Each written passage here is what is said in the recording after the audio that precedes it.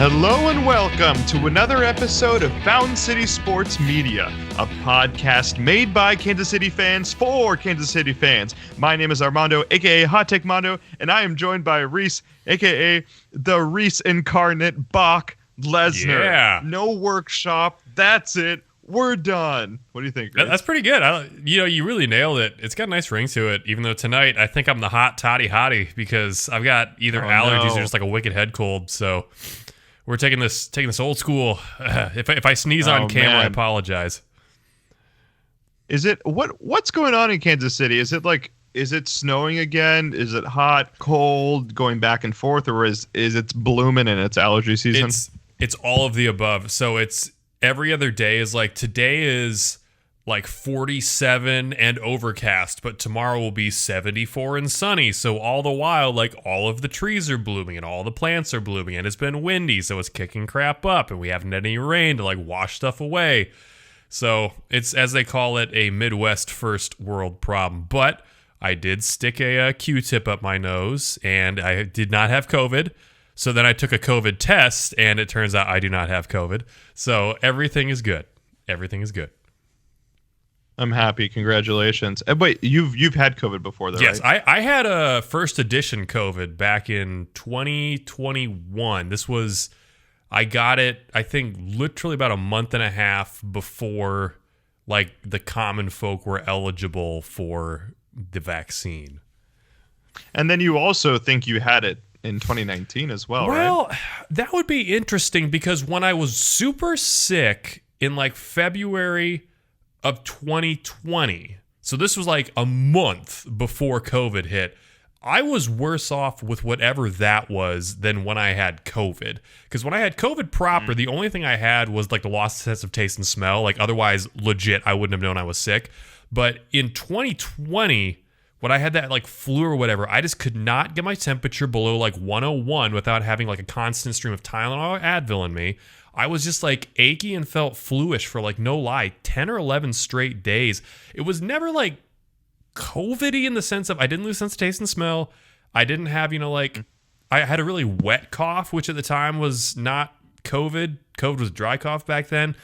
Plus, I don't know, it's like, it was bad, but it felt like I just had the flu and couldn't get better. I wouldn't necessarily say it felt, I felt like I couldn't breathe and I was breathing through a straw and I might pass away and all that stuff. So, yeah, we'll see. We'll see. When I get to heaven one day and I ask the big guy some questions, that's going to be what I'm going to ask. I'll be like, hey, so, what was I sick with in 2020?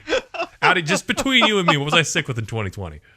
It's not like, why did Zach Greinke leave the first time? Like, you're not going to ask the big Kansas City questions.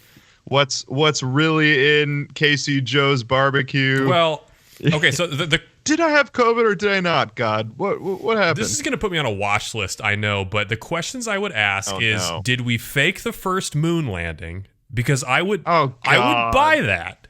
I would buy that. Literally, oh God. The second question would be, who actually did shoot JFK? Did Lee Harvey Oswald just get lucky twice, which is statistically possible, or like was there somebody else in the grassy knoll? Oh no, you're a magic bullet guy. I am I am an Irving magic bullet kind of guy. Well, I mean, I think it's just so plausible. Like I said, these are all things I'm not like subscribing to and like go into the deep wood and be like, hey man, these are the things they don't want us to know. But it's plausible enough that if someone told me this is what actually happened, I'd be like, yeah, I believe you. And then God's going to be like, all right, Reese, well, I'm going to put you over here with all the other QAnon Christians, and then we'll get to you guys later. Something like that, I'm sure. But yeah, that's how it is down here in the Twin Cities of Kansas City. How's it up in the Tri-Cities of Binghamton? Excellent. Nice. Look at that. It's really cold. Really? Like out of nowhere. So like 2 days ago, we had the day off. It was beautiful. There's a brewery just across the street that actually has pretty decent beer. It's called Beer Tree. I don't know if I talked about it on the pod or not. If I did, I'll talk about it again. The beer was great. Had an IPA, had a Kolsch, all pretty awesome beers.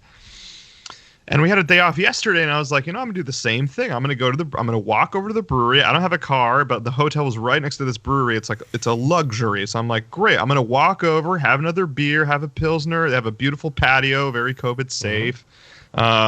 I open the door. It's a freaking blizzard outside. Ugh. Like, we went from 60-degree weather. I'm having a beautiful time with the cast. Dude, then I like can't even open my freaking door because it's so cold. Today it hasn't snowed as much, but it was like 13 degrees. The wind chill was pretty bad, so it must. I didn't look on my iPhone, but it had to have been wind chill like 8-9 degrees. Wow, that's insane. And everyone that lives here was like, It's upstate New York. Welcome to upstate New York. And I was like, cool, dude. I'll just stay in my hotel room and watch the Grammys or whatever was on last night. Friday night or Sunday night SmackDown. Yeah, speaking about that, Reese, what is your instant reaction to wait, what was last night? The Emmys? The Oscars. No. Oscars, thank you. 3. No, just keep it in there because we're live. We're videoed. Reese, what is your instant reaction to Will Smith smacking Chris Rock on live television? And for real, not even a stunt. That was legitimate. Well, I did hear that. Team Chris Rock, team Will Smith. I think I'm team Chris Rock on that. Will Smith's act of violence actually did incite the FCC to come down, and the Academy Awards will now be known as the Oscars de la Hoya.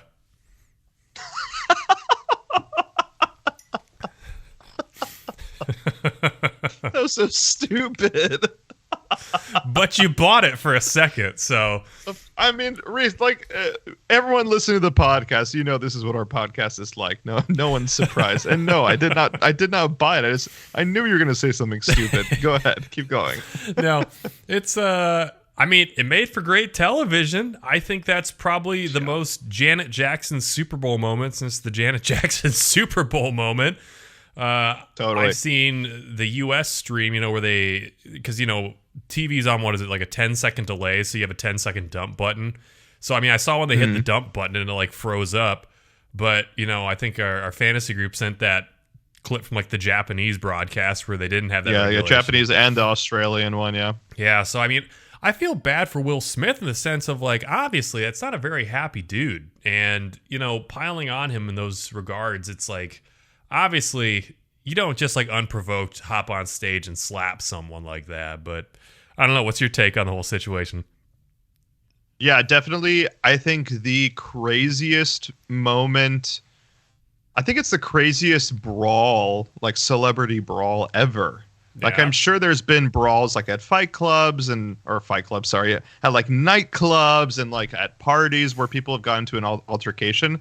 But this may be the first like celebrity on celebrity, like live altercation, where like someone is actually punching someone on live TV. And then those of you that have seen the unedited version, he says, "Keep my wife's name out of your bleep mouth." And he is yelling it like that is to see someone like Will Smith, right? Will Smith, Fresh Prince of Bel-Air, like the most likable dude ever. Like, of course, there's fun memes about Will Smith.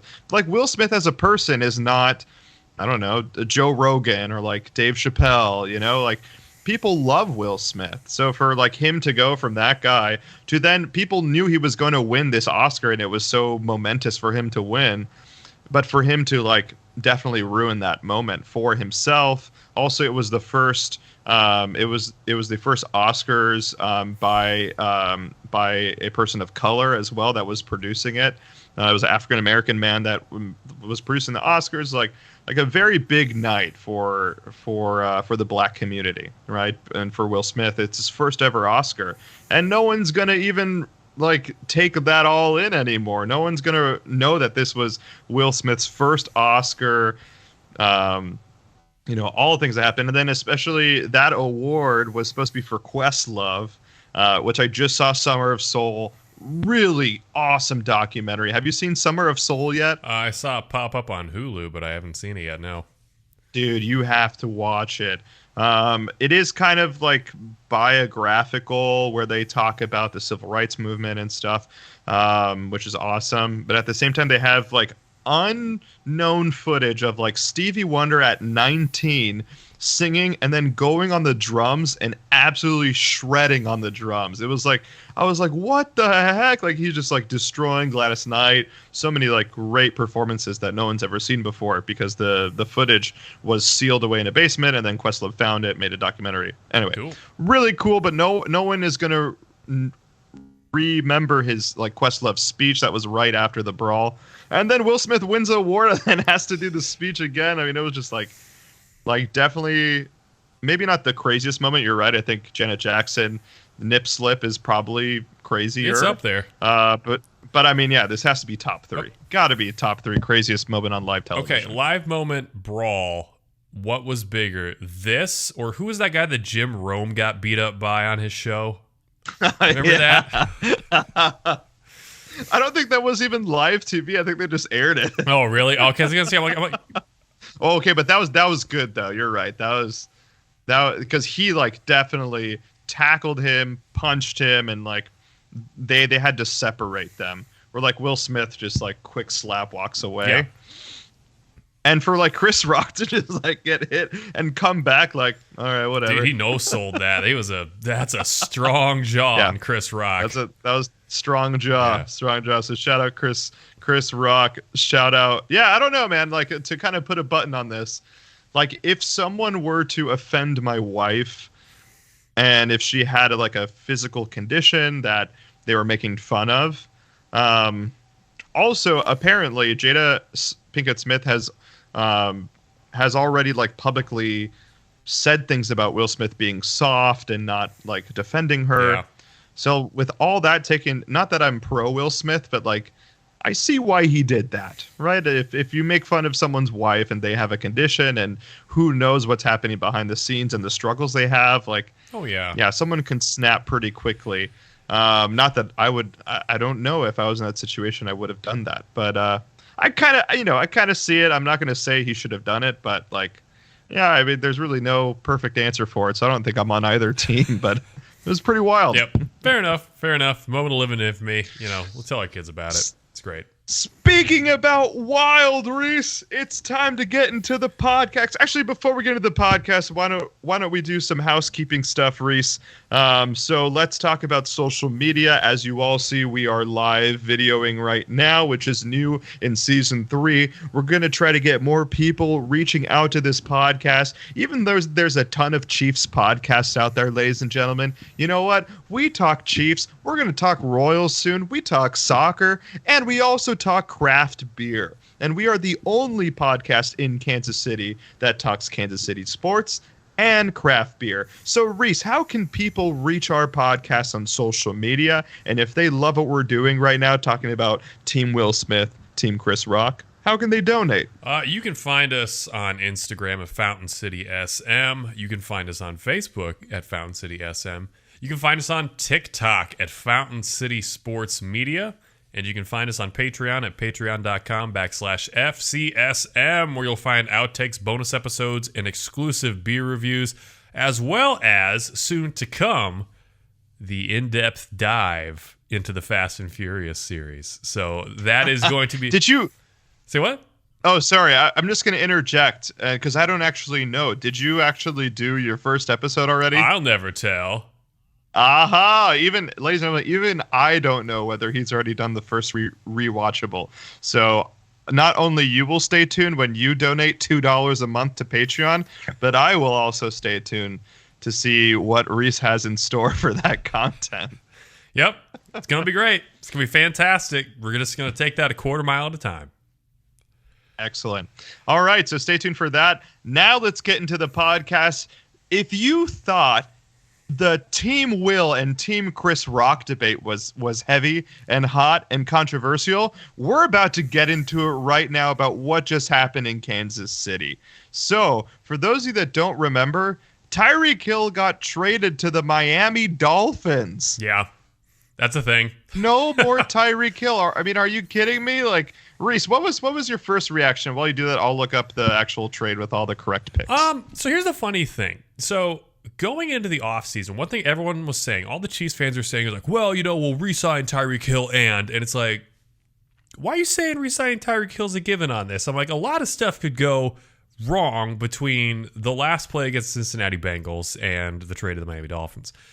And people were saying, well, we'll probably have to pay him like 22 to 24 million a year. And I said, okay, so what happens if, Davante Adams gets paid 25 million or north of that, and Tyreek Hill rightfully says, I want to be the highest paid wide receiver in the NFL. And everyone's like, oh, that's not going to happen. So you were already calling this before the Davante Adams trade. Like I said about the moon landing and the JFK assassination, going back in time, if someone would tell me Tyreek Hill's going to get traded, he's not going to get re-signed, I'd be like, yeah, I can see that happening. Like, I'm not going to be like shocked if that turns out to be the case.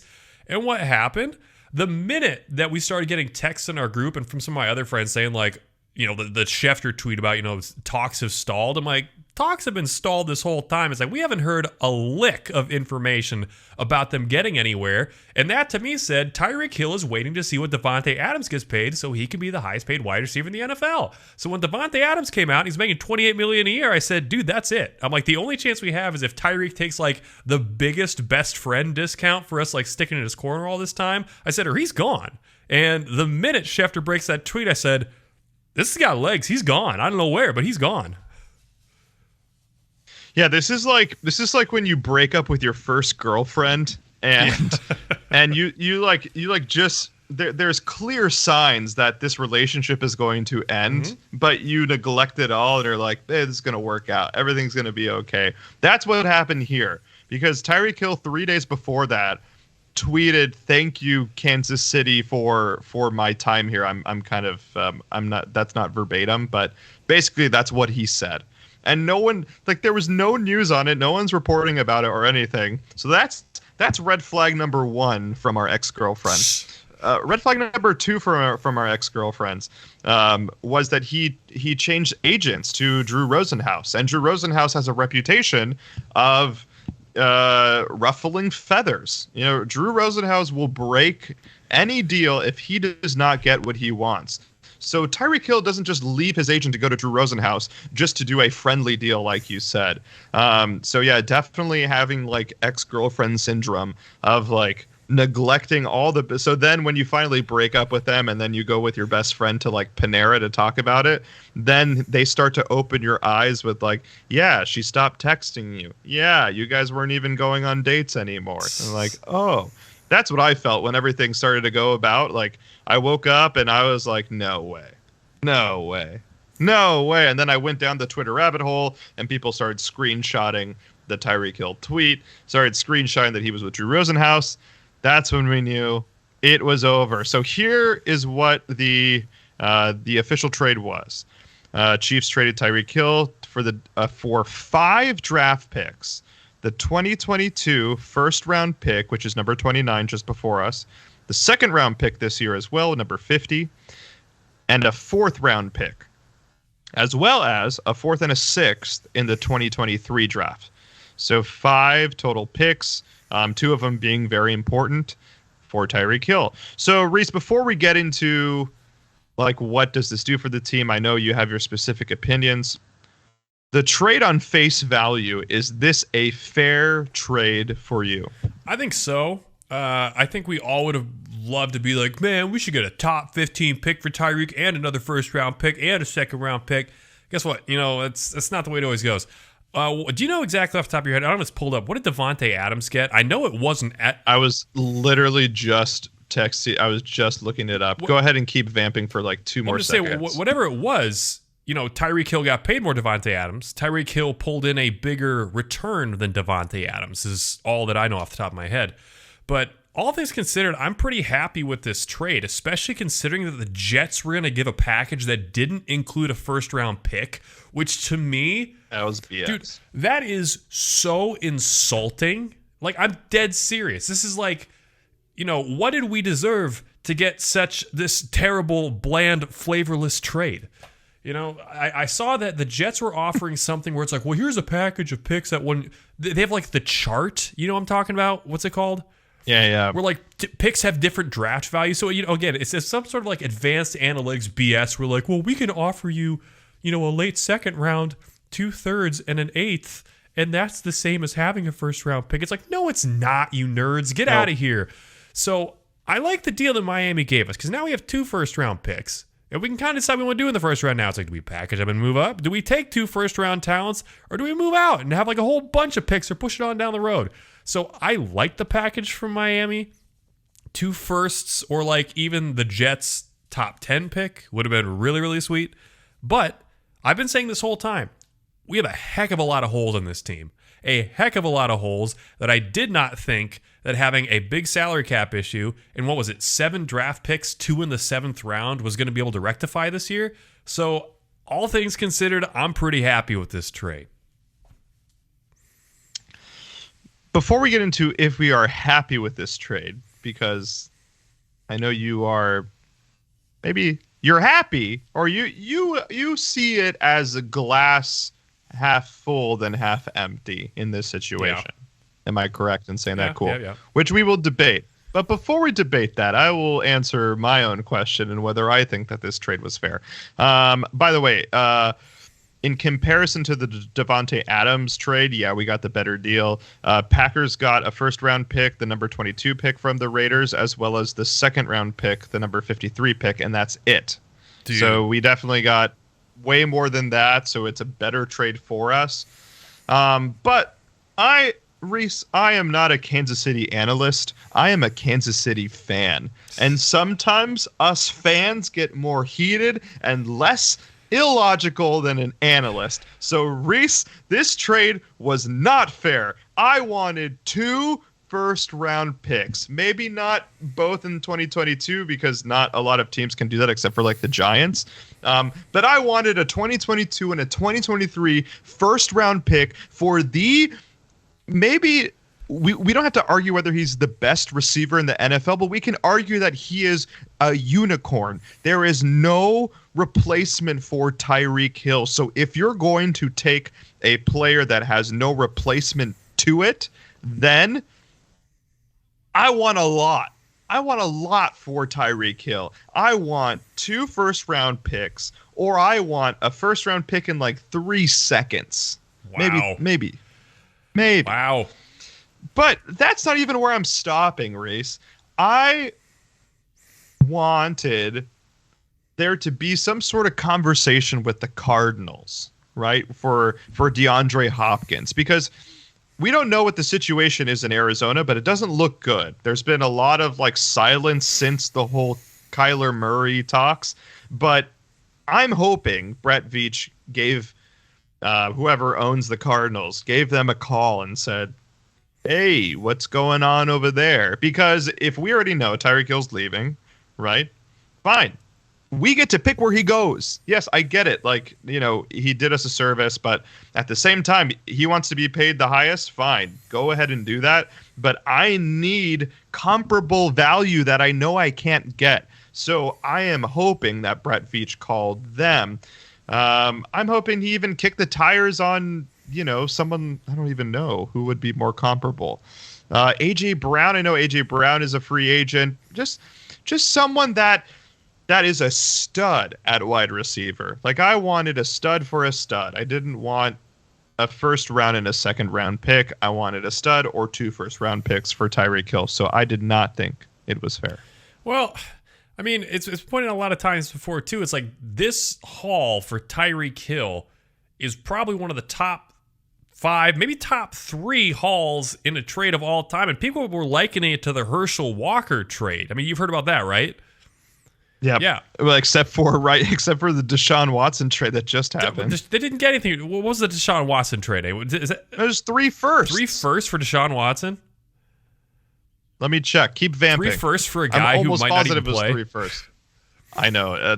Literally, the Browns may actually, if this doesn't work, the Deshaun Watson trade will be the worst trade in NFL history and sports history, next to the James Harden, Ben Simmons trade. I mean, so here's the thing.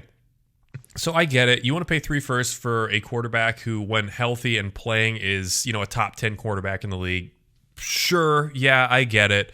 But, you know, you got the most you could get for a player who's not a quarterback and who's not named Herschel Walker. So I don't know how much more we could expect from the Tyreek Hill trade. all things put together. I think it's a good package of players that we can acquire now and fill a lot of holes that we have on this team. And I really like the flexibility that it gives us too. The biggest thing now is that we just need to find a wide receiver one. I mean, I like the pieces we have in the receiver room we've acquired. We can talk more about that later. But the biggest thing we still need is the guy. I mean, you look at Cincinnati, or you look at any good team with multiple wide receivers for that matter. But Cincinnati in particular, it's like they got Chase, they got Higgins, they got Boyd. But Jamar Chase is the guy. There's one play, who has the skill, who's the ball going to? Jamar Chase. You could even say the same thing with the Cowboys last year when they had Amari Cooper, they had CeeDee Lamb, they had, who's the other guy? Gallup, but who's the ball going to in crunch time? It's going to Amari Cooper. I mean, not anymore, but it would have gone to Amari Cooper. That's the biggest thing we need now in this wide receiver room is like the wide receiver that keeps everybody honest. So then it lets our other guys get open under their shadow. Yeah. I'll talk a little more about that soon. I don't want to get too into that yet. So you told us, and you can reiterate your claim. You don't have to make any new claims, but I want you to tell Kansas City why you think the glass is half full on this trade. I mean, why I like it or why I'm upset about it?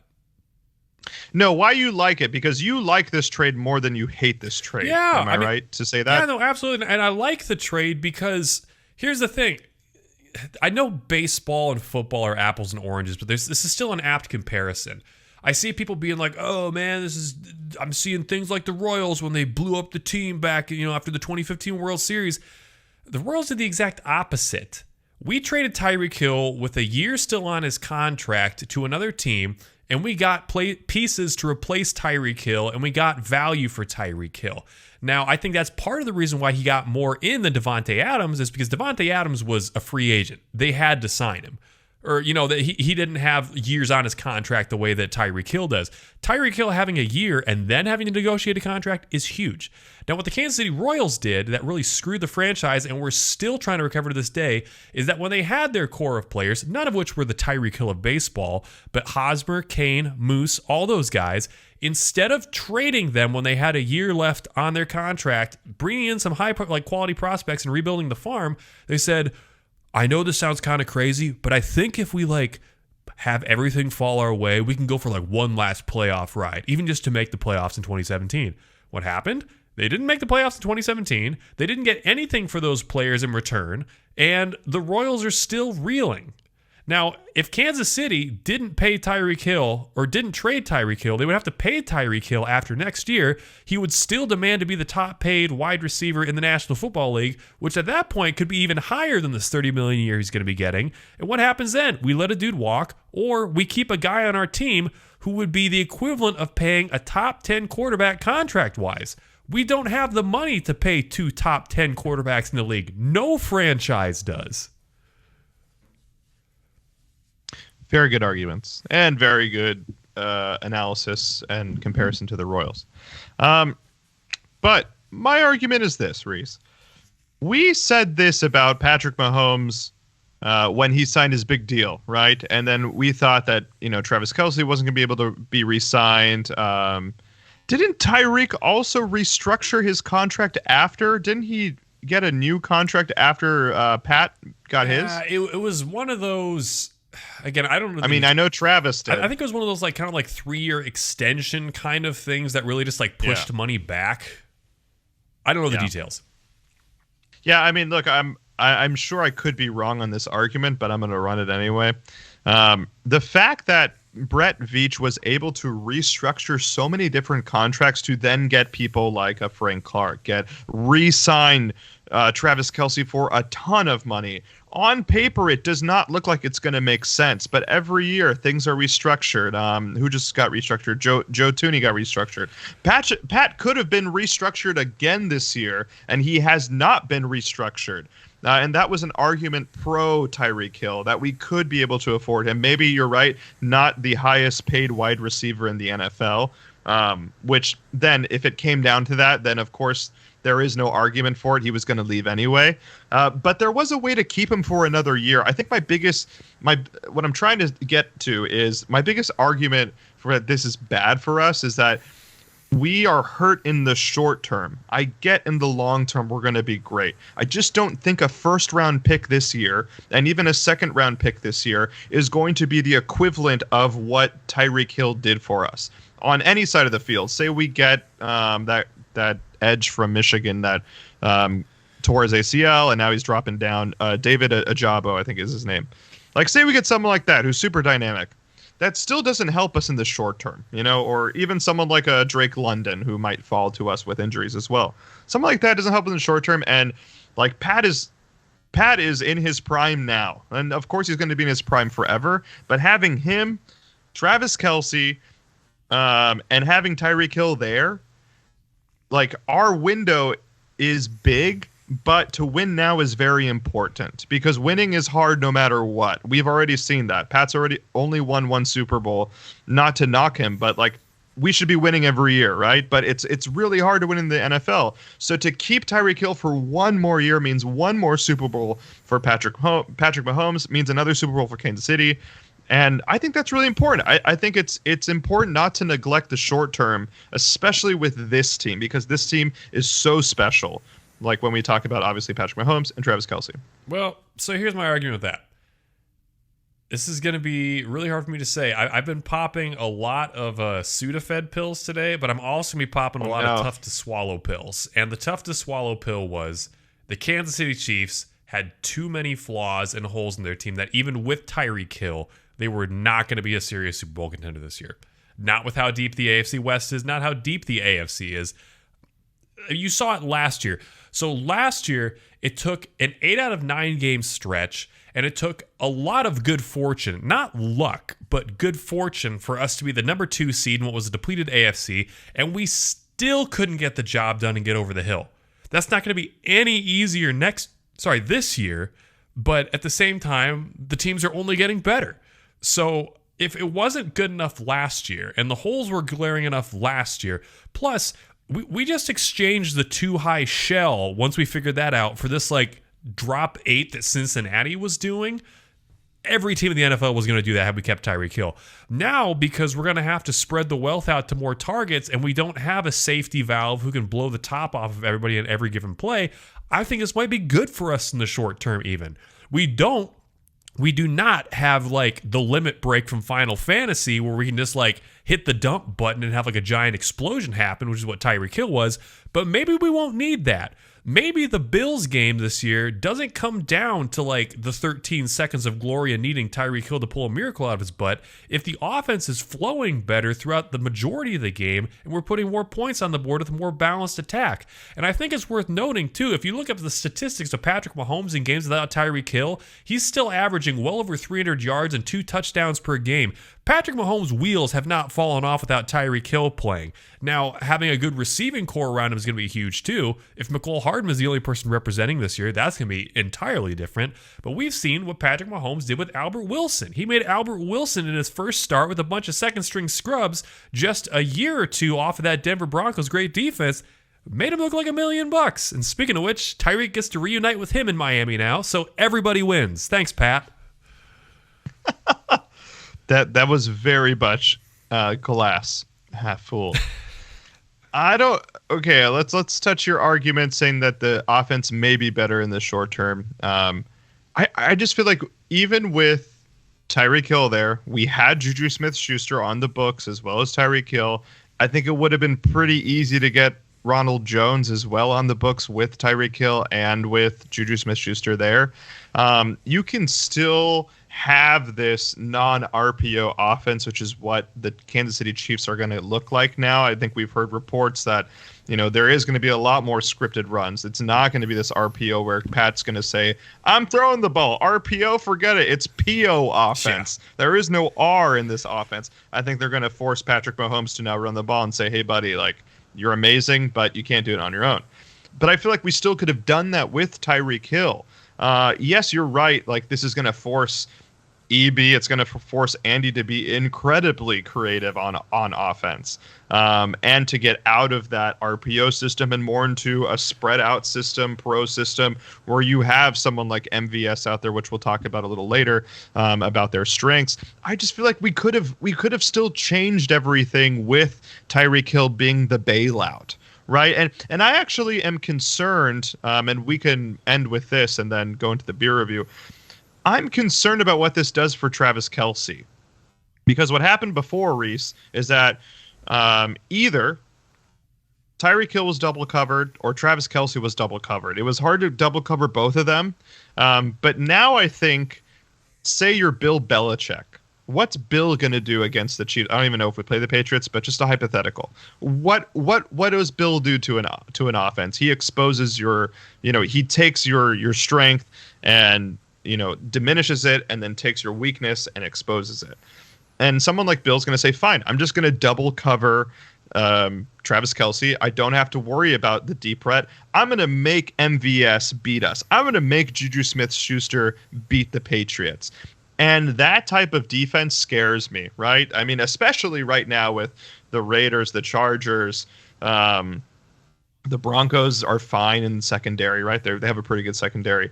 But if you take away Travis Kelce, and now that is the game plan for a defense, and now it's, okay, Juju Smith-Schuster, you're the number one target, beat us. I don't like that. I don't really like that. But what did you see in the past, particularly in 2019, when the Patriots gave us fits for the first half of both those games, was they took away Tyreek Hill. And the way that teams were beating us was taking away Tyreek Hill and Travis Kelce. I think it's sort of addition by subtraction in this sense, is that, like I said, if we can just get decent enough wide receivers to spread the wealth with, where is the strength you take away at that point? It's, again, we're not going to be like Bengals level, like running 4 Super Saiyans on offense. But, with the Bengals, it's the same thing, too. It's like, which one do you take away? Probably Chase. But then Boyd, Higgins, and all those guys and Mix are going to cut you up. What do you take away on the Chiefs now? Travis Kelce's getting a little older, and he's not just like unbeatable Superman anymore. Oh, maybe he is. But you got Valdes-Scantling, you got Juju Smith-Schuster, you got Ronald Jones. You got a bunch of like B+ level dudes out there now. So if ththey're all capable of playing and doing well, it's kind of like pick your poison in these regards. Yeah, I mean, I'm definitely being a pessimist. Like, look, Kansas City fans, I know we're going to be fine. But something like this, like when you get into the playoffs and someone like Bill Belichick or someone like Mike Tomlin, they're not going to make the playoffs. Don't sleep on Mitch. But like, I don't know, a really crafty head coach is what I'm saying. And they have a week to prepare for us for the playoffs. Like, I don't like that in the playoffs, if they double cover Travis Kelce, that means Juju Smith-Schuster has to win us a playoff game. That means MVS has to win us a playoff game. That means Ronald Jones has to get into the end zone. I would rather it be the other way, which of course we were incredibly spoiled to have 2 of the best in their positions to ever play the game. But now it's like, oh great, now we only have the best tight end to ever play the game. Crap. What are we going to do? So I know we're going to be fine. It's just going to be a big culture shock for fans. I'm sure Patrick Mahomes is already going through the reads, but like for me as a fan, like, ugh. It's going to be hard. We're going to have to get used to it. As great as Patrick Mahomes is, he's going to look sloppy this year at times. He's probably going to, I hate to say this word, regress, just because, he's learning to play with a completely different offense than he's played with since he's been a starter. So we'll see him struggle. But I think we'll also see what he's really made of, which is we've seen it other times. You give him competent NFL wide receivers that have a decent chemistry with him, Patrick can make a whole lot of lemonade out of a whole bottle of lemons. It's fair. To end this segment, Reese, say your farewells to Tyreek Hill. I will say my farewells, and then we'll have a beer. Tyreek Hill, I'm definitely going to miss you. You were one of my all-time favorite players to watch. I knew from the first time I saw you break away that you were the fastest player to ever play in the NFL. And one thing that people don't see enough is that they're like, oh, well, technically he was never like the highest top speed in the NFL in any of his starting seasons. It's like Alex. Well, Alex. I'm not calling out Alex. I'm saying like other people. I'm calling out Alex. All right, we'll get Alex on the podcast. I'm talking about all those guys that have come through, like Ruggs, and who was that guy that was on Scotty Miller. Who was the guy in the Bengals that was there for a while? It was like something. Shadow Chosinko? No, it was like something Henry the Third or something like that. I'll remember his name later. But those guys all came, and everyone tried to find their Tyreek Hill. The reason they couldn't find their Tyreek Hill was the fact that there's never been somebody who runs in pads like they're not wearing pads. Tyreek's foot speed and lateral quickness and ability to turn the corner on people has been unparalleled. Even guys in the past like Devin Hester and Dante Hall, who are hard to bring down because they're so shifty, you'd watch them. It was kind of like move, loading, next move. Okay, loading, next move. And they were just really slippery. They were hard to bring down. But Tyreek Hill was playing out there in nothing but his Under Armour when everybody else looks like they were playing in the Wade clothing from Dragon Ball Z. Tyreek Hill is the fastest human being we've ever seen play football. He may be the fastest human being we'll ever see play football. And I want to thank him for some fantastic years of entertainment spanning the Alex Smith era and the Patrick Mahomes era. Well said, Reese. Yeah, I'll just bring up two moments. You know, that sports are great because there's moments that happen that make you feel like crazy. Like it's an out of body experience. The way that you react to something is I've never reacted a certain way in like regular life than I do specific sports moments, right? That I literally am like euphoric and say the craziest things. I'm running, I'm jumping. And the funny thing is, both times that I've had these euphoric moments were not Patrick Mahomes crazy things. They were both Tyreek Hill, like what the hell just happened moments, and my body just going through craziness. So the wasp moment, of course, in the Super Bowl, like I remember watching that, and like I was at my in-laws' place and I was running laps, and I'm crazy, but I was like, I don't know what I was saying, I don't know what I was screaming, but I was screaming, I was jumping, I was running. I never had a reaction like that. Second time, the Bills game, right? The Bills going into overtime or in overtime, sorry, to get the 13 seconds. That was another euphoric moment that actually my wife captured on camera. And like things like that, I don't know if I'm ever going to get again. Like, yes, I'll probably see another Super Bowl, knock on wood. But just slight moments where you see a human do something so extraordinary that your brain can't comprehend, and then you have a moment of euphoria. I don't know if I'm ever going to see that again. So thank you, Tyreek Hill, for those moments, those like insane moments that my soul was just like, what the heck just happened? Because those are super special that I'll never forget. And then all the things that Reese said, obviously. His skill, his talent, a unicorn, one of one. Miami, if you're listening, you are getting a treat. And just kind of a sneak preview, it doesn't matter that Tua sucks. Like, if he plays this Deebo Samuel role, it may be one of the greatest things to ever happen to Tyreek Hill if Tyreek Hill is Deebo Samuel 2.0. Like, if Tua just has to go, here you go, and then McDaniel just has like the most incredible blocks for him, like Tyreek may have the best season of his career. Well, don't forget that we drafted Tyreek Hill as a running back. He was a converted running back out of college, so it's not like he's not gonna have to learn how to play out from the backfield. I just hope his durability at this age doesn't cost him. But I mean, like you said, if he wants to play him like I have Deebo Samuel, you got Deebo Samuel and then some. Holy crap! Yeah. So anyway, Dolphins fans, you're in for a treat. Kansas City fans, you're also in for a treat. We're going to crack open a beer and we're going to talk some more Kansas City Chiefs afterwards, so stay tuned.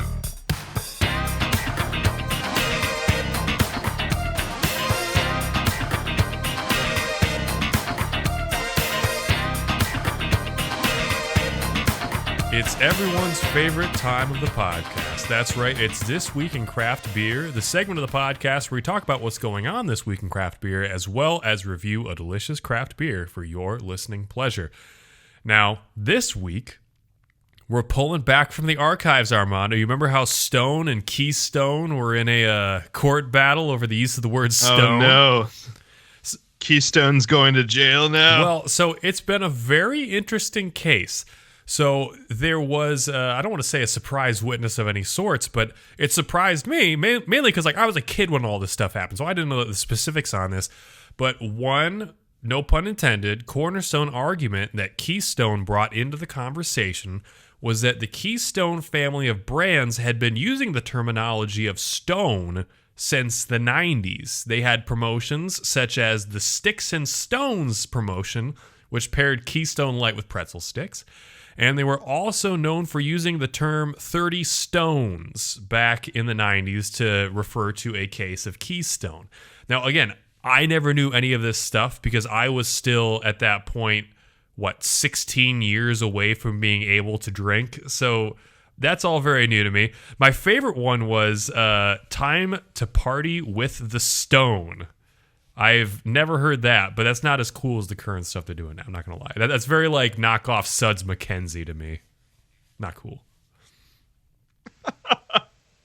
This is all very fascinating to me, Reese. So anyway, that was the big twist in the argument. And I'm like, you know what, to be honest, I'm like, how does Stone prove that another brewery using a word on a completely different can is going to wind up winning them this court case? In an even bigger surprise turn of events, ladies and gentlemen, Stone wound up winning that court case against Keystone. Go. You're kidding. I kid you not. In what seemed like an unlikely victory, David topples Goliath. No relation. No relation. Yeah. So what happens now? Keystone can't say Stone on their can? I believe they currently have a cease and desist on being able to do that, but I do believe I read that Keystone plans on appealing the decision, which, they might have some argument to do because, again, I don't know the specifics of this court case, but I don't know how you can prove that someone doing that costs you $470 million over 4 years or something like that. Yeah. So it'll be difficult, but I mean, Stone is very, very happy about this, and I can't blame him. And I think it's probably a small victory for this. Well, I can't say that small of brewers, but in comparison, yeah, that small victory for the small breweries out there. And if Keystone just put Key on their beer, I think that's cool too. Also, why can't they just put Keystone on the can? What's the deal? No one buys Keystone because it says Stone on the can. They buy because it's cheap and they're trying to get drunk. Well, I mean, unless they are hoping that craft enthusiasts see Stone and they think it's some sort of new cool branding and they, drink that milkshake. Now when they take a sip. Until they take a sip, absolutely. But yeah, give me PBR and Montucky all day over Keystone. Sorry, buddy. I mean, why didn't they just stick with the Keith Stone brewing? Remember that? The Keith Stone commercials? Oh, yeah, the MacGruber looking dude. Hit the beef jerky stick. Yeah, you want to talk about some advertising I think still had legs. I mean, if they would have kept with that branding and would have put a photo of him on there, then you could be like, yeah, it's Stone named after Keith Stone, Yeah, I mean, out of all the hills to die on, why would you die on that hill? Yeah. Oh, I mean, they're loaded, so they can do lawsuits for fun. Yeah, drop in the bucket. So it is expected they're going to take this to appellate court. So we'll have to consult local lawyer Sam Kuiper Jr. on this. Sam Kuiper Jr. as a graduate of University of Nebraska, you should be well versed in all Keystone law, as any Big Ten school lawyer is. So Sam, we'll have you on the podcast and you'll have to talk us through this. So. Yeah, actually, it would be nice to have Sam on to talk draft stuff, which we'll talk about soon. Oh yeah, he graded my draft B- because he didn't like that I took a running back in the second round. You got fleeced by Brees. I just kind of did it for giggles because, if Ronald Jones doesn't pan out or CH doesn't pan out, then we're ready. I agree that if we draft him and he winds up being a total just cream hunt 2.0 for us, we can call him the Brees incarnate, and I will give up my nickname. Wow, that's really great because I'm sure Brees Hall was waiting for that nickname. Thanks, man. I appreciate that. Andy, I don't want an extension. I want Reese from Fountain City Sports Media to take that nickname out of here. All right. The only deal is you have to come on the podcast so we can do a full ceremony for it and coronate you. Perfect. Anyway, so that is what's going on this week in craft beer. A victory for the small breweries of us out there. So, Armando, speaking of small breweries, what delicious craft beer do you have to review for us today? Yeah, there's a small brewery called Bell's in Michigan. Oh, yeah? Really up and coming. But man, their beer slaps, bro. Oh, yeah? What kind of beer you drinking tonight, bro? Today I'm going to be drinking, I don't know, I've never heard of it, Two Hearted Ale, Oh, baby. American IPA. Oh, baby. Yeah, no, so this is, ladies and gentlemen, I originally wasn't going to review it because it's not like craft. But honestly, this beer, the reason why I got it was I was at a grocery store, and I just didn't want to spend a lot of money at this grocery store. This grocery store had so many different craft beers. It's called Wegmans. Have you heard of Wegmans dude, before? Wegmans is like the high V of high V. It's so expensive. Dude, Wegmans, they had a whole like block of craft beer. And I'm not even talking like this type of stuff. I'm talking like these random breweries I've never heard of before that had amazing can art. But everything's expensive in New York, and like the craft beer there, it was like $22 for a 4-pack. Whoa. And I was like, nah, I'm not in the mood to spend that much money right now. So I got Old Faithful. Ladies and gentlemen, Two Hearted Ale, like this is my go-to. If you're ever at the liquor store or something and you don't know what to try, or you don't want to try like a new craft beer, like this is an amazing IPA, just a solid IPA. So I'm happy to review it today. I don't have a glass though, Reese, because I'm in a hotel and I don't want to buy glass. There's a plastic cup next to your ice bucket. I know there is. Nope. What? Even a... Oh, well, I mean, I did. I've been in this hotel for 3 weeks. It's all gone, man. That's fair. What about the styrofoam cup for your... I got this. Nah, you can't see color in that. It doesn't matter. Wait, do you have a styrofoam cup for your coffee maker? No. Okay, pour it into the coffee maker and drink it. Then it can be a coffee IPA. Actually, yeah, screw it. Yeah, why not? No, please don't do that. Please don't do that. Well, no, I actually brought my own pour over so I can like put in the pour over. You know what? Why not? It'll look great. This is live television, ladies and gentlemen. And Chris Rock said last night was the greatest night until... Oh my gosh, look at that itty bitty Chemex. That's amazing. Ladies and gentlemen, because we're to you live, I just can't, I can't BS this part of it. This is for you. So you know what? We're drinking it out of this baby today. I would do it for you. Anyway, I cleaned it and everything. All right, I believe him. I mean, that's basically a tulip shape, right? That's how the best beer is drank. Yeah, this IPA smells like coffee, and it tastes like coffee. You ever had a coffee IPA? No. That's really stout, but not coffee IPA, sleeper style, baby. That actually makes sense because they're both bitter. So why wouldn't And it's you? a different kind of bitter. You have like herbal bitter versus kind of like rich umami smoky bitter in the coffee. So anyway, I digress. So here on Fountain City Sports Media, we review our beers with 5 different categories. We have aroma, appearance, flavor, mouthfeel, and aftertaste. And after each category, we give it a rating from 1 to 10, 1 being repug, 10 being fantastic. And we just cycle through the beer that way, and that's how we end.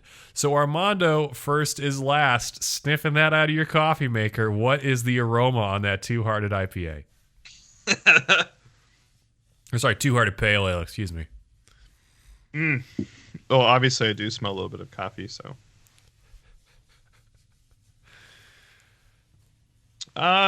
What's funny is that like this IPA is a West Coast IPA, but the pininess of this beer has a lot of fruit flavor or a lot of fruitiness to it, which I really enjoy. That's probably why I like this beer so much. You get some tangerine, you get a little bit of grapefruit as well on this beer, but it's not a hazy. Obviously, we've all had this beer, but it's really cool. Actually, I looked it up. It's 100% Centennial hops, actually. Really? So there is no like mesh in there. It's just a straight up Centennial West Coast IPA, which is like from the 90s that they would do 100% Centennial, but it works. Like you get a lot of great fruit flavors from the piney. So yeah, I get that grapefruit aroma and I get the piney aroma, little dank. Pretty nice. Out of 10, for the style, it's really good. 9.7. Wow. You gotta give it respect. You have to give it respect. Oh, baby. 9.7 right out the gate. I mean, this is a classic. This is, up there with like Tank 7 and some of those other just like, Sierra Nevada Pale Ale. Oh, yeah. Yeah. Classic. Goliath. Classic macro flagships. So then category number 2 is appearance. What does that look like in your beautiful pour over? So from your point of view, it definitely looks a little, actually, I got the light right on it. Looks a little lighter on your end. It's a really nice dark golden color, as you see. Pretty good head retention. And you can even see some of the legs still there from the foam, which is really nice as well. Really good. Very translucent. You can still kind of see my eye from it. Yeah, you can still kind of see, but still a little hazy. So very nice texture and very not super translucent, but I mean translucent enough. We're not talking hazy here. Really nice for the style. 9, just a straight 9. All right, 2 9s in a row for Bell's Two Hearted. So then category number 3, the best part of Bell's Two Hearted is the flavor. What is the profile like on that Centennial hopped IPA? What makes Centennial hop taste the way it does? You know what? I'm curious. You know how people smell coffee grounds to then like cleanse your nose? Yeah. I wonder if putting it in here, I get actually more flavor, like more smell. Could be just like a self cleanser. Because it does smell like pretty solid. Like if I were to try it from here to here, completely different smells. Interesting. Well, yeah, and not because it's coffee, but yeah. Anyway, just thought of that. Okay. Flavor.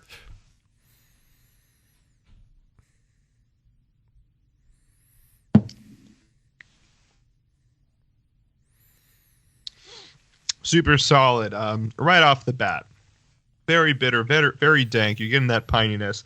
But also now I'm getting melon. Not necessarily grapefruit. Don't get any grapefruit, actually.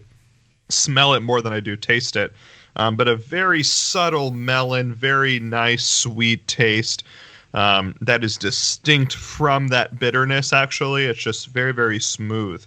One of the reasons why I like this as well, because you do have the two of the bitter, and then you have the floral, and they mix very well together.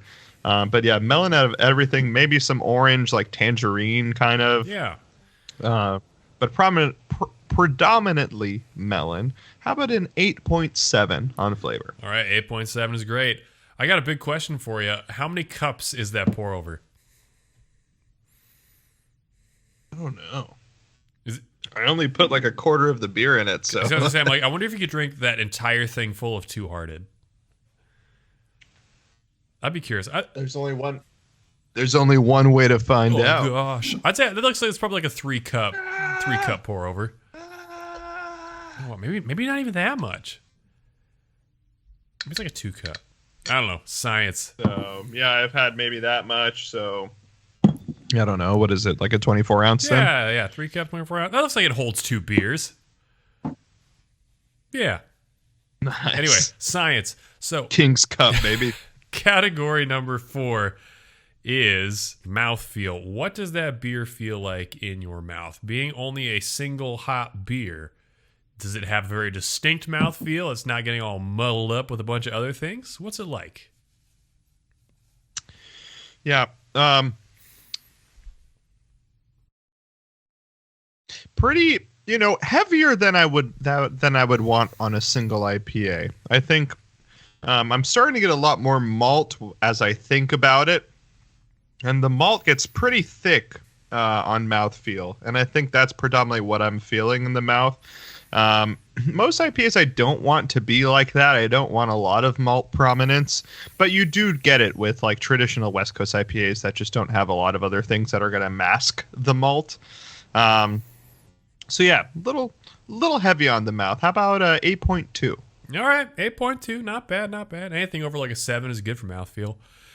Then still a solid beer. Category number 5, aftertaste. It's gonna be a little bit difficult because you got drinking beer out of where coffee is. But do you have any distinct aftertaste coming from the beer when you exhale and let it sit for a little while between sips?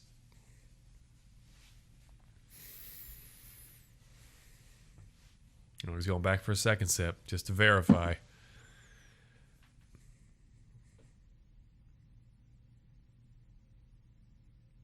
Yeah, actually, I would think that it would be more bitter on the back end and aftertaste, but it's actually sweeter to me. Really? On the front end of it, like on the first couple tastes, I get a lot of the bitterness, but I don't really get it on the back end. Like, when you have something really bitter, it's just like you can't get it off of the back of the tongue, like it's just coating the tongue.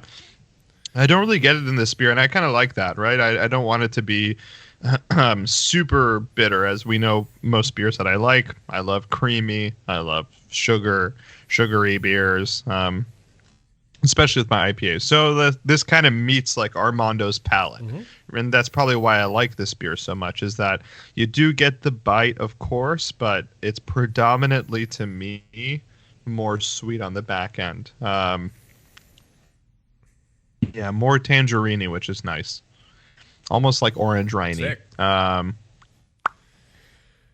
9.1. Oof. That's nice. I like that aftertaste. 9.1 on aftertaste. Then that leads us right up into our sixth not-so-secret category, the Stonks drinkability quotient. Armando, this is a freestyle category where you get to talk about how this beer makes you feel and what gives it an X factor. What is the Stonks drinkability quotient on this beer? Yeah, look, I mean, this beer is maybe not one of the first IPAs that I had. This is actually like in my IPA journey. So like when I was just starting to have IPAs, it was Sierra Nevada for most of it. Maybe had some Odell's. Mm-hmm. And then like right before craft beer, like right before I hit WeldWorks and Cerebral and like all these really great craft beer places in Denver. This is like the like gateway into craft beer for me. Nice. Like this was when I was like, this isn't Sierra Nevada. This isn't like, things, hazy little thing.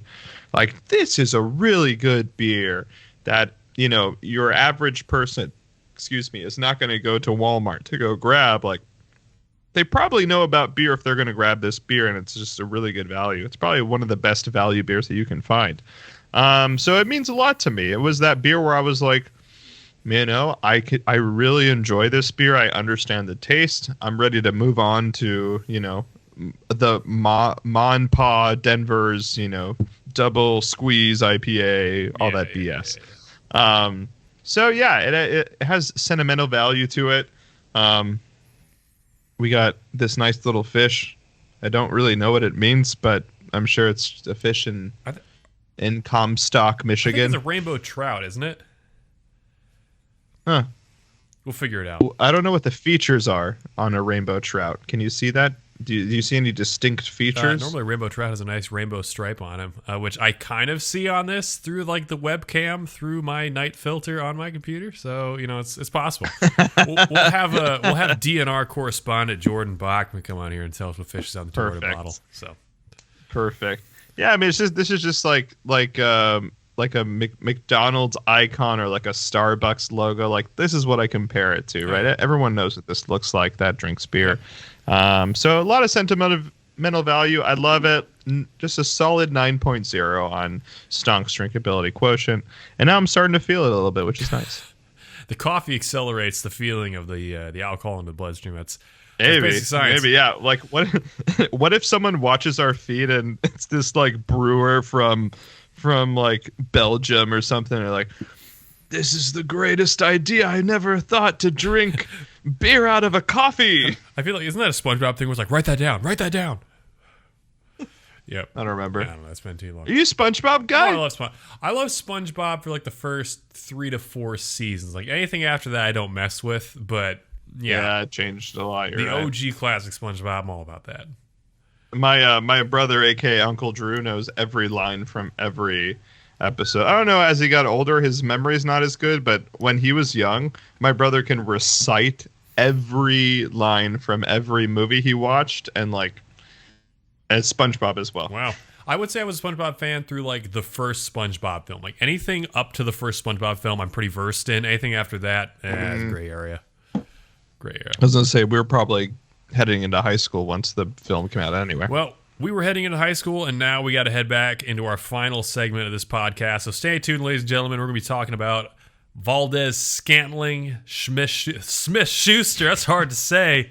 Dude, say Smith-Schuster without saying Juju Smith-Schuster. It's hard. Wait, are we talking about Juju too? We're talking about Juju. We're talking about all the weapons in the pool. Oh, okay, all right. We'll talk about all of them. We'll all do right, it live. We'll do it live. We got an action-packed podcast. Stay tuned, ladies and gentlemen.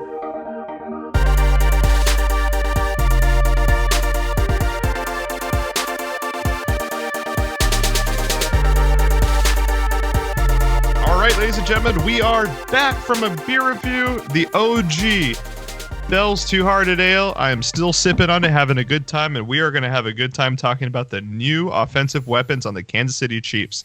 Starting with Juju Smith-Schuster. Let's start with him first, because I kind of talked about him on my own last week. But Reese, let's hear your 2 cents on Juju Smith-Schuster looking like for now, because I don't hear any other rumors that the Kansas City Chiefs are looking at a Julio Jones, looking at AJ Brown. He's looking like he's wide receiver 1, Reese. So what is your reaction? Oh, man. So my reaction when we got him was that, good, we've gotten ourselves a nice kind of center of the field receiver who's not afraid to take hits, who's not afraid to fight through contact. He's got pretty good hands. He's a very, very good wide receiver. And you pointed out to me, he is actually a little bit bigger than I gave him credit for. For whatever reason in my head, I have Juju as this like 5'11 sort of guy. But no, he's closer to like 6'1". He's built pretty solidly. So I'm happy to have Juju in those regards. I thought he was going to be a great second fiddle to Tyreek Hill, where Tyreek Hill draws all of the attention, and he's going to eat that way. Now, a couple days later, I found out that was not going to be the case. So I'm still happy we have Juju Smith-Schuster. I think he'll be great for a year. It'll be interesting to see if we resign him for longer than that, or if in this current wide receiver economy, someone's like, yeah, I'll pay $21 million a year for Jubs. And it's like, it's crazy. So I'm super excited. I love Juju Smith-Schuster. I think he's a good player. I remember back at USC, he torched Penn State in that Rose Bowl. It was a fantastic game.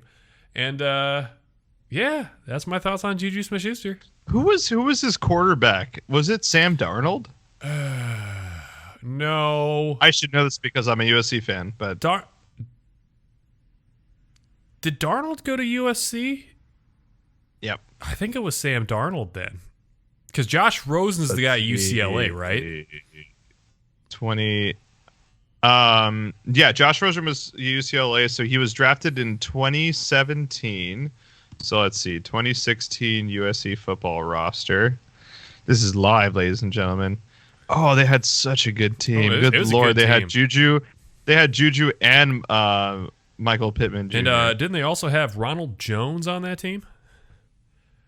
Yeah, I think Ronald was on it. Adoree Jackson. Yep. Good team. Yep, Sam Darnold. Sam Darnold was a quarterback. Wow, there you go. So what a great team. I'm excited about Juju Smith-Schuster. Ronald Jones is there too. I will say wow. The second part of this I will say now is that I'm still excited for Juju, so long as in the draft we find somebody who is going to be the future wide receiver 1, or at least has the skill set of being a wide receiver 1. Because I think we can play well with not a receiver by committee, but like I said, you kind of have like this Cerberus now. You have future wide receiver 1 we draft. You have Juju Smith-Schuster. You have Valdes-Scantling. And then you also have potentially maybe Josh Gordon and McCole Hardman hanging around. So it's like, which one do you want to defend? But a lot of that's going to be very dependent on finding that future wide receiver 1 in the draft who's going to keep teams honest and keep teams watching them. Yeah, I mean, we'll talk about the draft probably next week, hopefully, or maybe in a couple of weeks. But like sneak preview, yeah, it would be great if someone like Drake London dropped to us in the bottom, or if we moved up to get a Drake London, to get a Jameson Williams, who probably is not going to play all season because of his ACL injury. But that's someone that Kansas City's like, fine, I think we're fine with this group. We can probably contend. We can take someone like a Jameson Williams, who was supposed to be the best wide receiver and will still be very good after his ACL injury. Anyway, that's just a precursor. So you all, if you haven't heard, you can go back, but it's not as relevant anymore. I did a 30-minute like loving Juju Smith-Schuster as a wide receiver too, and all these arguments talking about how I love him, and like now that's all out the window because now he's our number 1 wide receiver. So I am less excited about Juju Smith-Schuster than when I was excited about him. But look, great player. Of course, he has his off the field issues with TikTok, which we've talked about before. And actually, I had quoted in the podcast. I don't know if you heard it, but I was like, Juju said, "I'm here for business." And literally, like after we had posted the pod, he then made the TikTok of him with his Chiefs jersey on dancing. So forget it. He's going to be doing that, and we're just gonna have to get used to it, Kansas City fans. But we're used to it. Another conversation for another day, though. So what Juju brings to the team, I think, is great because this offense has changed. We've gone from all these short, fast wide receivers that are incredibly athletic that can, get thrown the deep ball with McCole, with Tyreek, even guys like Pringle, right? Pringle had some speed. He wasn't super fast, but like he kind of had the same MO as all these other guys. This team is completely changed. Oh, yeah. Like, Andy Reid has changed this team so much, I have no idea what's going to happen next year. Juju Smith-Schuster, Josh Gordon, MVS are all three different people that we have never had on this team before. Like, they're super tall, run pretty decently, but can also catch these one-on-one catches that no one else could have done before other than, like we talked about, like Darrell Williams caught one against the Raiders. So this is like a totally different team that I don't know what's going to happen, and I don't know if Andy was foreseeing that Tyreek Hill was going to leave, and that made more sense to him to get Juju Smith-Schuster. But I'm going to say Andy and EB might be going on the fly right now, trying to figure out how are we going to make all these guys fit. Totally different. But again, they're fast. Juju also has great hands, which is what we are lacking on this team. So it's great that Juju Smith-Schuster can, rarely drops the ball, which is great. He was playing in the slot a lot. I don't know if we're going to see him in the slot here in Kansas City, so we're going to see him out on the edge, which might be nicer for him. But we saw him beat defenders, and he just had a really awful quarterback in Ben Roethlisberger that couldn't throw him the ball. So if people look at his 2021 stats and say, "Well, look at that," he couldn't catch anything. No, he was getting open. Go back to the film and watch him. He was getting open against receivers. Ben just couldn't throw him the ball. So I'm really excited to see him on this Kansas City offense. I just don't know if I'm that excited for him as wide receiver one. That's okay. That's fair. I think he would have been. He hasn't thrived the most as a wide receiver one. He does the best as kind of like a wide receiver, like 1A. That's kind of what he was back when Antonio Brown was there. It's like he was good enough to be wide receiver one, but he thrived more as not being the main focus of the defense. Yeah. He also, something that I brought up in the last podcast, so I'll just bring it up quickly, but it's important. He has the most receiving yards of anyone under 25 years old in NFL history. That's going to be... Which... It's a big deal. Pretty super cool until Jefferson and Chase get around that age, but good record to have. I know, yeah. But for right now, for the record to be there, like he's good. He's good, ladies and gentlemen. It'll be nice to have him. Okay, let's talk about his counterpart, Reese. 1 second, let me open up where we have it. There we are. Marquez Valdes-Scantling is now a Chief. I forget what the deal looks like, but the deal is actually pretty good for us. But we signed him immediately after Tyreek Hill leaves. I know people were trying to compare Marquez Valdes-Scantling to Tyreek Hill. Other than the speed, there really is no comparison to them. They are totally different body types, totally different way they play. Again, Marquez Valdes-Scantling was playing in the slot. I mean, Tyreek played there kind of sometimes, but just totally different players. Anyway, Reese, what is your reaction now? It looks like Marquez will probably be our wide receiver too. I don't really know what McCole Hardman's role is in the future, but let's just assume Marquez is going to be like in space. He's wide receiver number 2.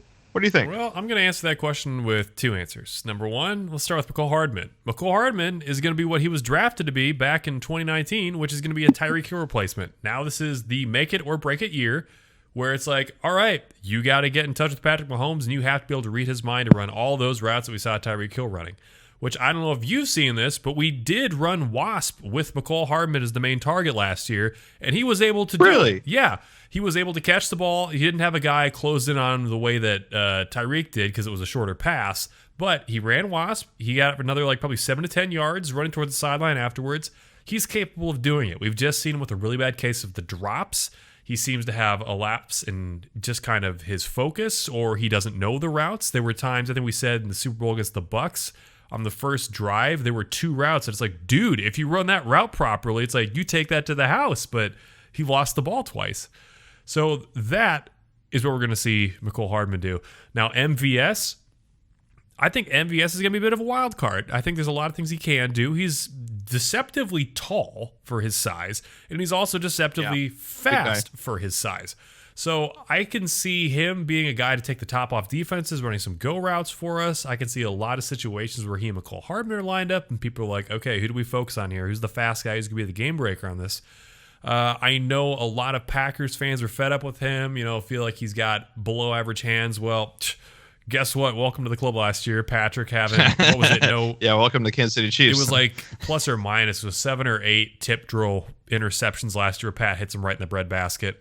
So he'll fit right in there. But even then, all joking aside, if Valdes-Scantling was our receiving core last year, he's wide receiver too, isn't he? It's like, did we have a wide receiver that was playing besides Tyreek Hill that you would trust more than Valdes-Scantling?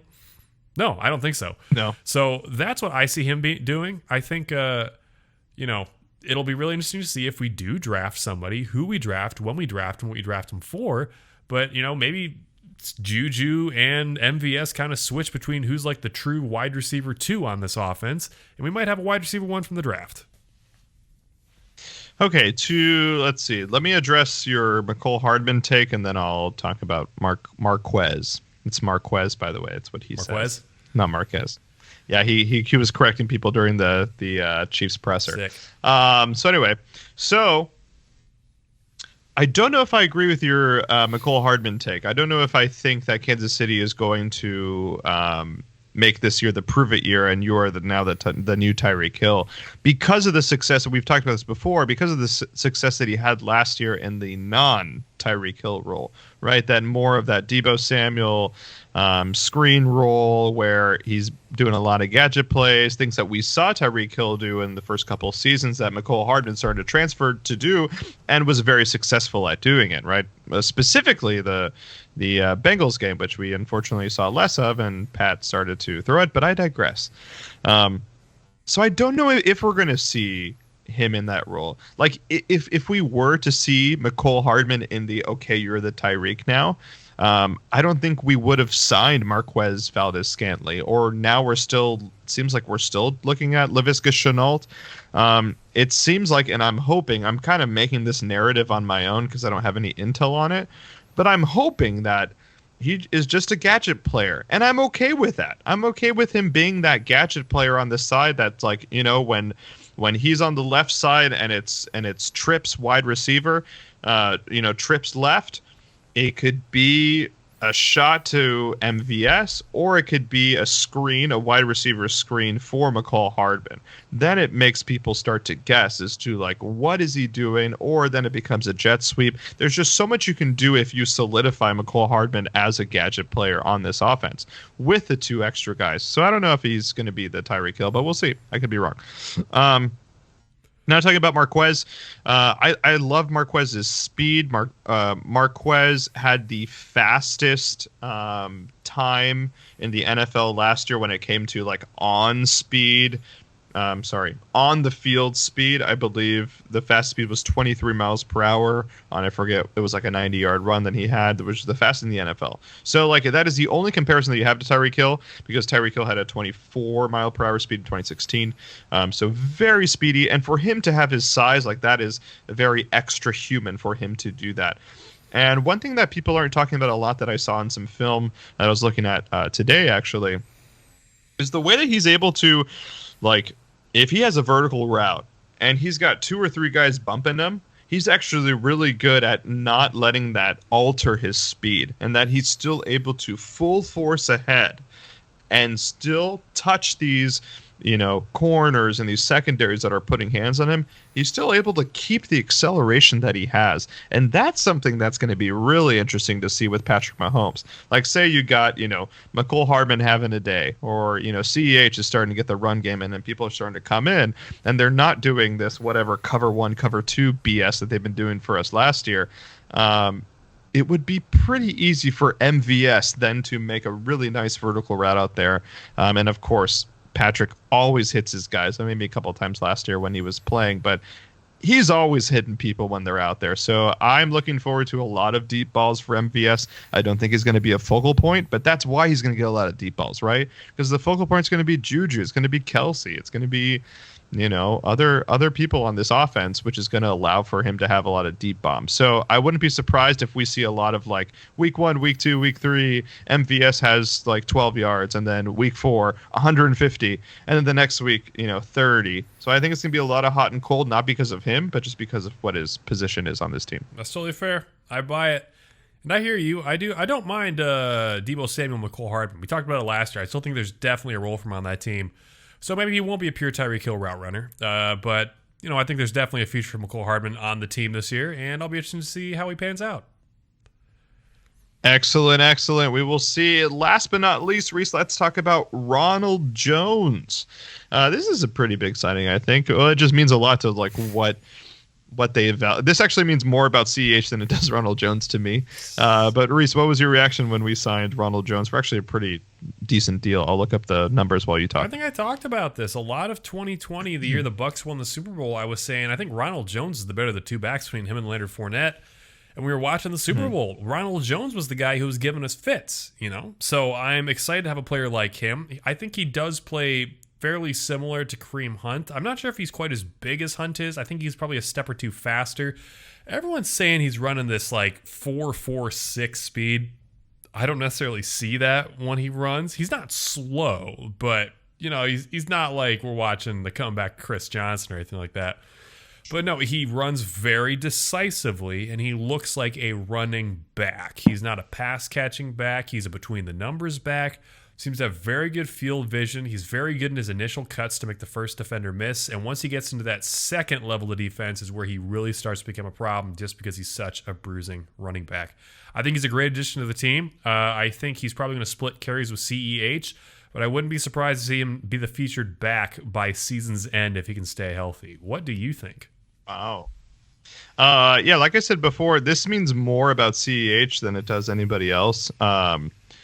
One take that I had this offseason was that I felt like Andy Reid and Brett Veach are very loyal people, and they will die on the hill of loyalty over talent. And we saw that in Sorensen, we saw that in Neiman, and I thought that no matter what, they were going to try to run CEH and make him the bell cow for as long as they could until they had to move on from CEH.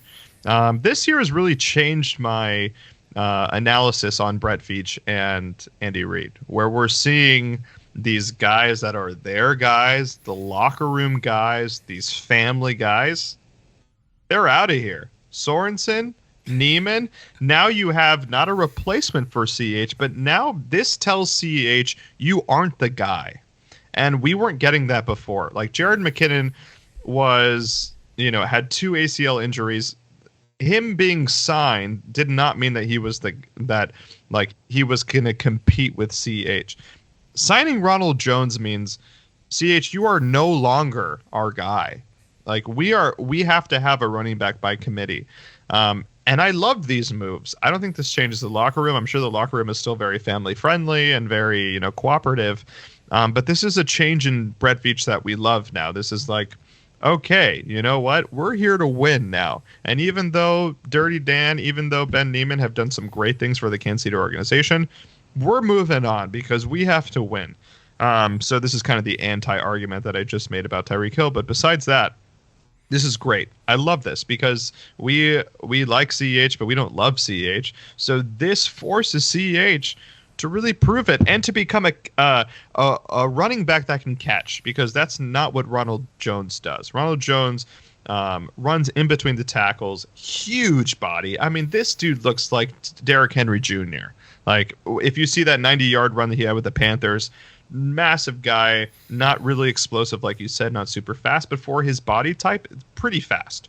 Pretty fast for what he looks like, and that's what CH is not. CH is tiny little dude that, like, yeah, sometimes he's explosive, but it's really hot and cold. So this is, for me, this is the prove it year for CH.